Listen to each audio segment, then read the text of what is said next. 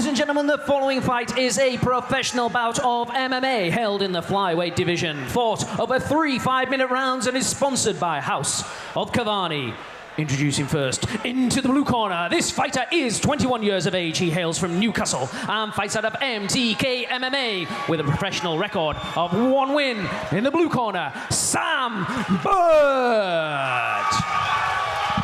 And across the cage in the red corner, this fighter is 29 years of age. He hails from Doncaster and fights out of AVT with a professional record of 2 wins, 1 loss. In the red corner, Jack Thunderbolt Holt. When the action begins, your referee in charge is Mr. Jamie Olverson.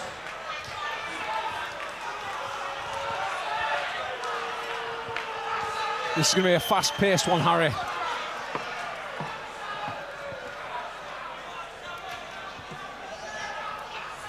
As we close the cage, the action begins.